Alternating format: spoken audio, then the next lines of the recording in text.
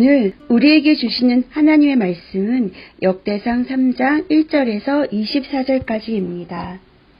다윗이 헤브론에서 낳은 아들들은 이러하니 맏아들은 암논이라 이스라엘 여인 아히노함의 소생이요 둘째는 다니엘이라 갈멜 여인 아비가일의 소생이요 셋째는 압살롬이라 그술왕 달메의 딸 마아가의 아들이요 넷째는 아도니아라 학기세 아들이요 다섯째는 스바다라 아비달의 소생이요 여섯째는 이드르함이라 다윗의 아내 에글라의 소생이니 이 여섯은 헤브론에서 낳았더라. 다윗이 거기서 7년 6개월 다스렸고 또 예루살렘에서 33년 다스렸으며 예루살렘에서 그가 낳은 아들들은 이러하니 시므아와 수박과 나단과 솔로몬 네 사람은 다 암미엘의 딸 바수아의 소생이요 또 이팔과 엘리사마와 엘리벨렉과 노가와 네벡과 야비아와 엘리사마와 엘야다와 엘리벨렉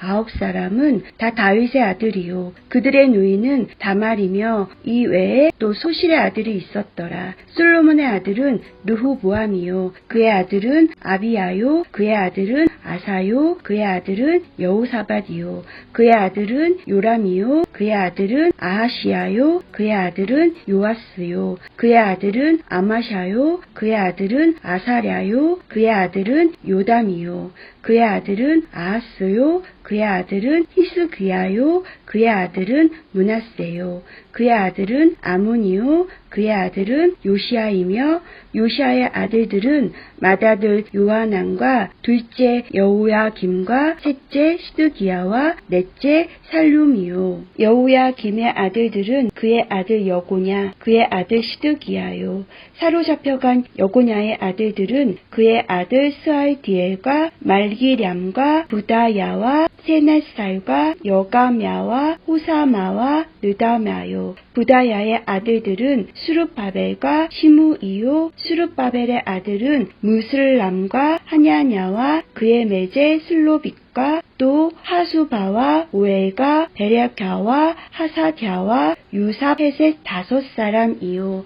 하냐냐의 아들은 블라갸와 여사야요 또 르바야의 아들 아르난의 아들들 오바댜의 아들들 스가냐의 아들들이니 스가냐의 아들은 스마야요 스마야의 아들들은 핫두스와 이갈과 바리야와 느아랴와 사밧 6사람이요 느아랴의 아들은 예루에네와 히스기야와 아스리감 3사람이요 에류에네의 아들들은 호다위야와 엘리아십과 블라야와 아굽과 요하난과 들라야와 아나니 7사람이더라. 아멘.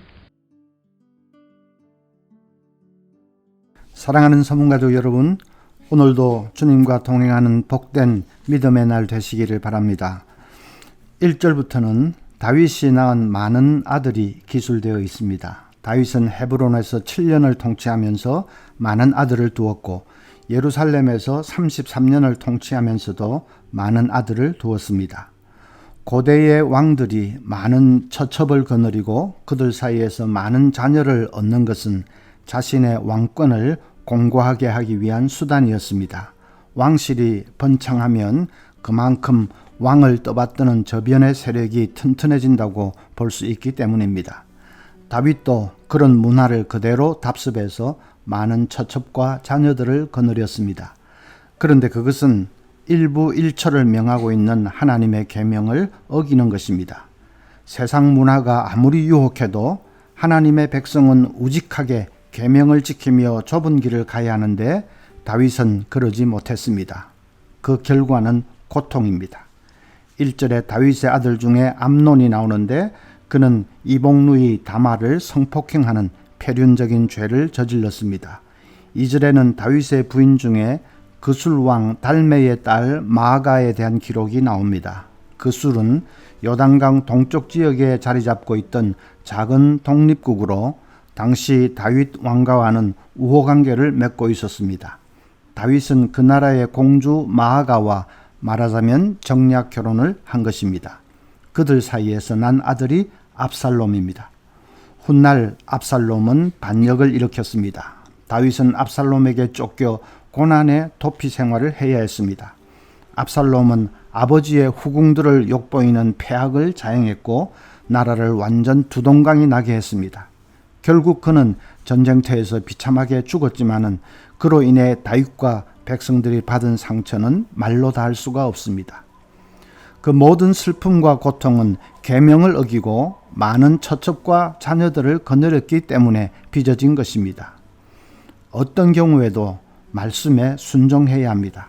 세상 문화, 세상의 가치관이 아무리 유혹해도 그 넓은 길로 가면 안 됩니다. 그것은 결국은 망하고 마는 길입니다. 좁은 길, 좁은 문으로 가야 합니다. 목숨 걸고 말씀에 순종해야 하겠습니다. 그것이 이기는 길이고 영원히 사는 길입니다. 또 한 가지 교훈이 있습니다. 오늘날과 같은 개인주의적 문화에서는 자신을 소개할 때 이력서를 씁니다. 자신의 학력과 경력과 실적을 열거해서 자신을 홍보하고 추천합니다. 그러나 다윗 시대와 같은 가족 중심의 공동체에서는 족보를 통해 자신을 홍보합니다. 조상과 또 가족 중에 이런 유명한 사람이 있다는 식으로 족보를 통해 홍보합니다.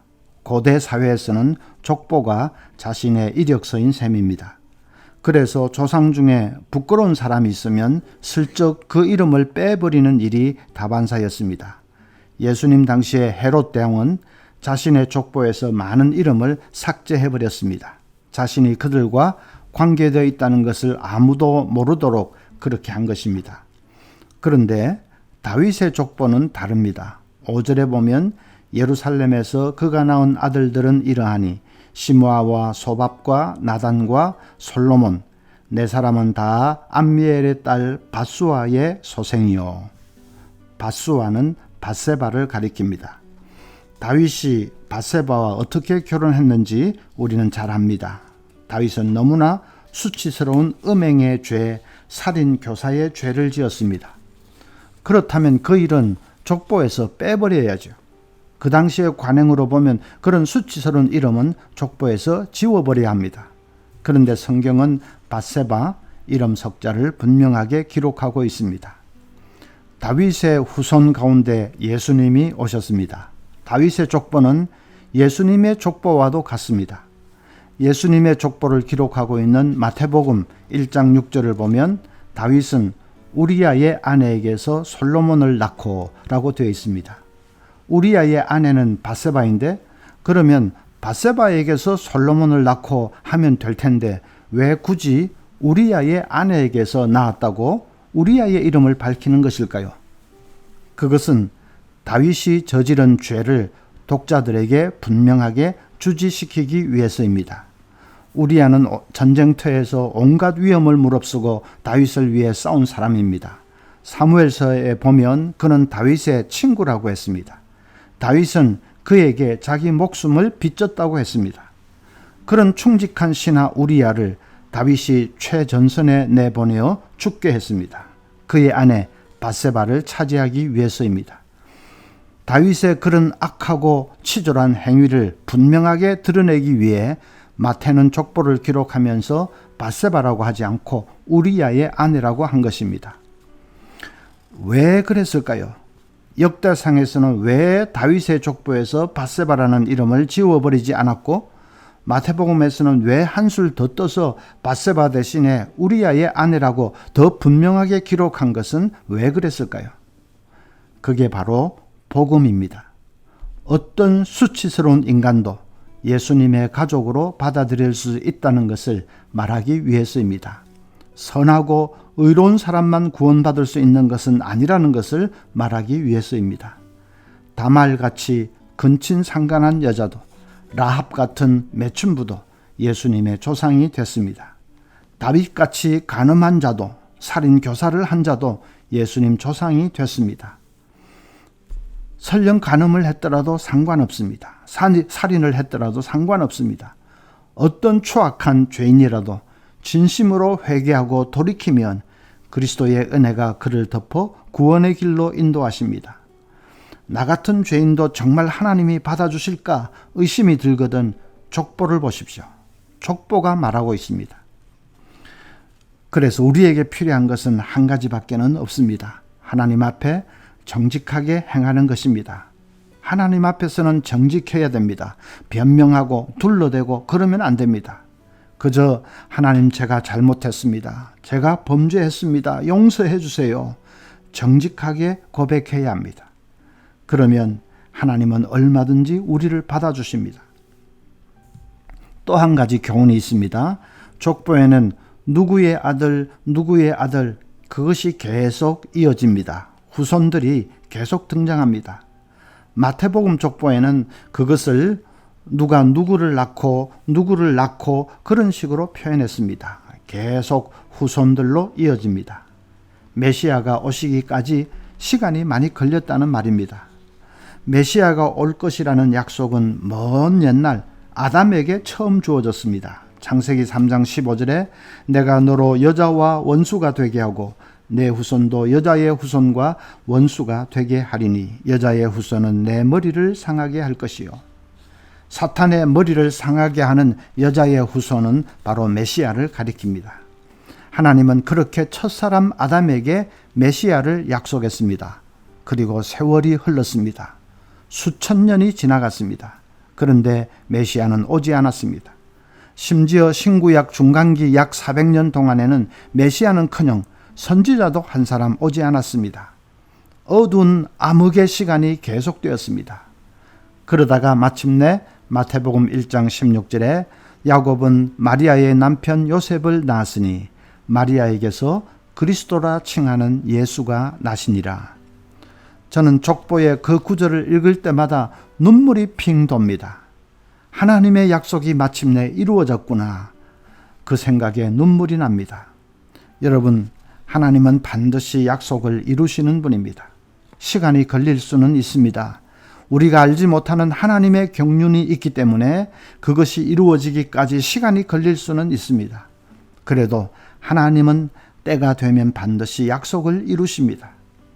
그래서 우리에게 필요한 것은 오직 한 가지, 인내입니다. 하나님의 맷돌은 천천히 돌아간다는 것을 믿는다면 인내해야 합니다. 하나님의 생각은 내 생각하고는 다르다는 것을 믿는다면 인내로 기다려야 합니다. 하나님께 다 맡기고 약속이 이루어질 때까지 기도하면서 인내로 기다려야 합니다. 오늘 아침 두 가지 기도할 제목은 아무리 고난의 터널이 깊고 어두워도 때가 되면 하나님은 반드시 기쁨의 새날을 주실 것을 믿고 인내할 수 있도록 그렇게 기도하십시다.